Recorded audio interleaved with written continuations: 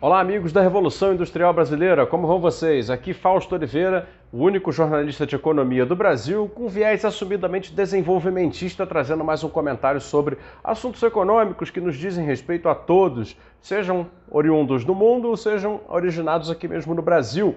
Assuntos que sempre mexem com a nossa vida, que mexem com a nossa realidade na vida econômica das nossas sociedades. Muito bem, antes de começar a entrar no assunto de hoje, eu queria dar uma notícia aqui muito bacana. Vocês sabem que tem 2 anos e pouquinho já que a Revolução Industrial Brasileira entrou no debate, começou as suas atividades, eu sempre aí na liderança desse projeto e durante esses 2 anos uma pergunta sempre me foi feita, sempre bateu na minha porta. Por que a indústria é importante? Né? É um projeto de desenvolvimento econômico na mídia, né, alternativa e que sempre falou de indústria, tem indústria no nome, Revolução Industrial Brasileira. E sempre me perguntaram isso, né? Por que, afinal de contas, você mete o assunto de indústria? Por que fala tanto sobre isso? Industrialização, neoindustrialização, desindustrialização, etc, etc, etc. Muito bem. E eu, inúmeras vezes, fiz esse debate, respondi a pergunta em todas as lives onde estive nesses 2 anos, em todos os debates aos quais fui convidado, em universidades, para, enfim, escolas, etc. Falei. Bom, e aí tomei a decisão que é a seguinte, eu vou fazer um curso então chamado Por que a Indústria é Importante? Para ter essa resposta pronta.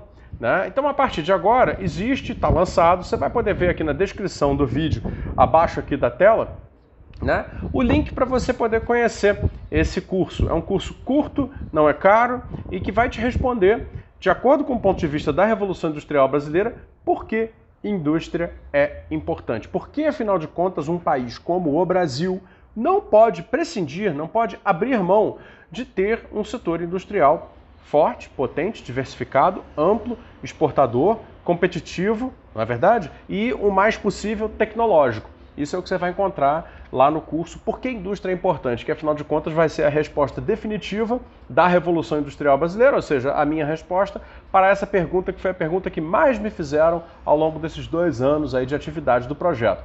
Legal? Então tá convidado a fazer, tá na descrição do vídeo aqui no YouTube, beleza? Agora entrando no assunto. Pessoal, é o seguinte, já faz um tempo, dada a situação econômica que a gente está vivendo no Brasil, que eu venho falando sobre choque de oferta, né? Aquela situação em que, graças ao aumento de certos insumos essenciais, né, o aumento de preço de certos insumos essenciais, né, como combustível, como energia elétrica e alguns outros, como metais, né, etc, etc, acabam encarecendo todo o restante da economia.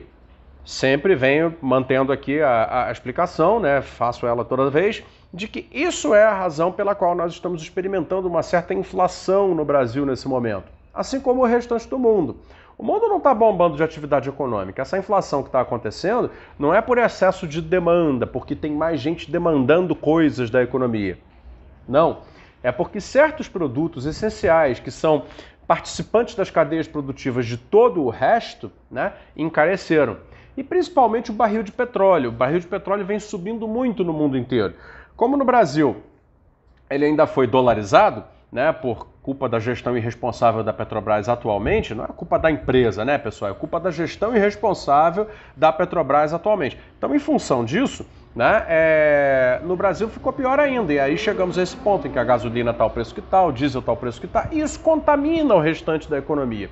E eu venho falando já há um tempão sobre uma coisa que agora apareceu, que é muito importante que a gente se lembre e passe a considerar nas nossas discussões, que são os chamados estoques reguladores, né?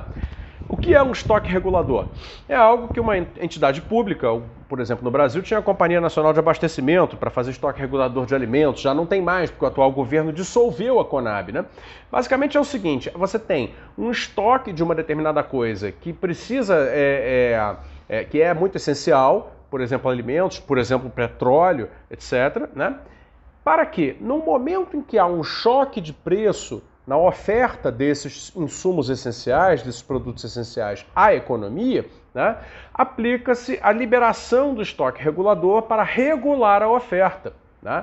Então, regulando a oferta, você aumenta o nível de oferta de um determinado produto essencial para que, aumentando a oferta, os concorrentes privados que estão nesse mercado não tenham a capacidade de aumentar o preço ou manter alto o preço desse insumo essencial, né? Por muito tempo ele vai acabar baixando porque a oferta aumenta e, como resultado disso, você tem uma intervenção benéfica sobre o domínio econômico no sentido de proteger a sociedade, o poder aquisitivo da sociedade, né, de não pagar preços majorados, preços mais altos, artificialmente altos, como no caso dos combustíveis no Brasil, né?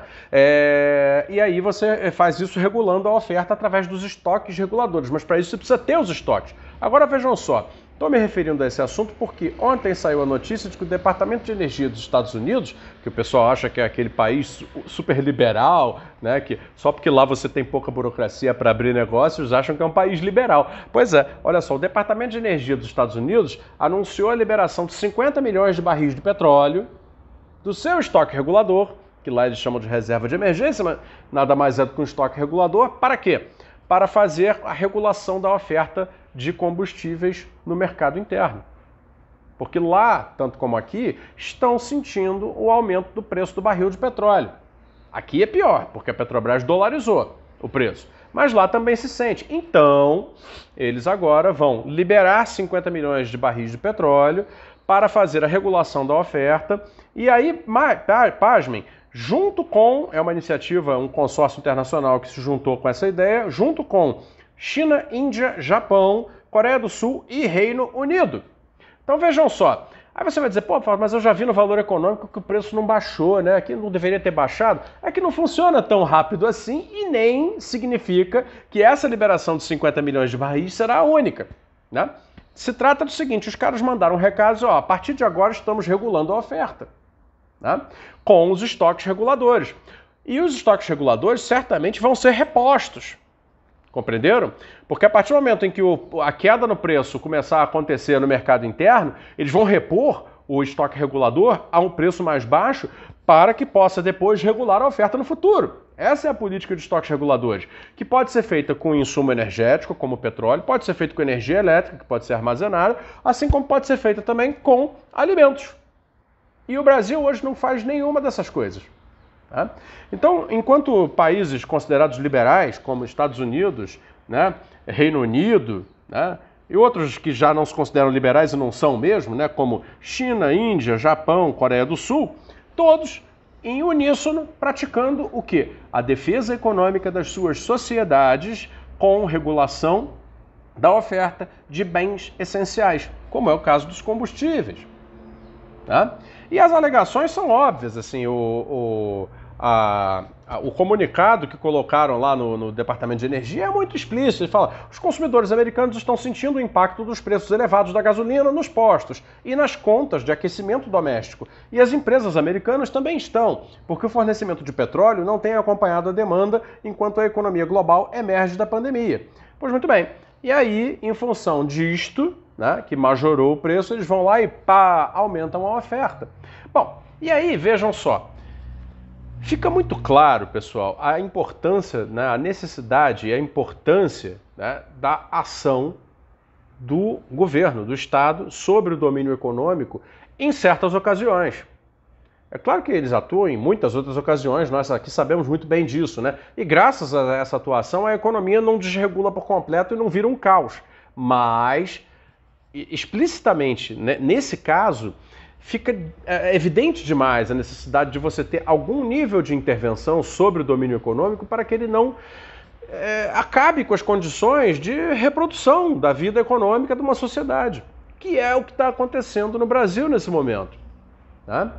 Quer dizer, por falta de estoques reguladores, no caso de arroz, né, como foi ano passado, 2020, né, tivemos um pico inflacionário do arroz, né, em função do fato de que internacionalmente houve uma sobredemanda de arroz depois da pandemia, etc, etc. Uma queda na produção, ruptura na logística, etc. Porém, o Brasil poderia ter mantido seus estoques reguladores de arroz, assim como de outros alimentos.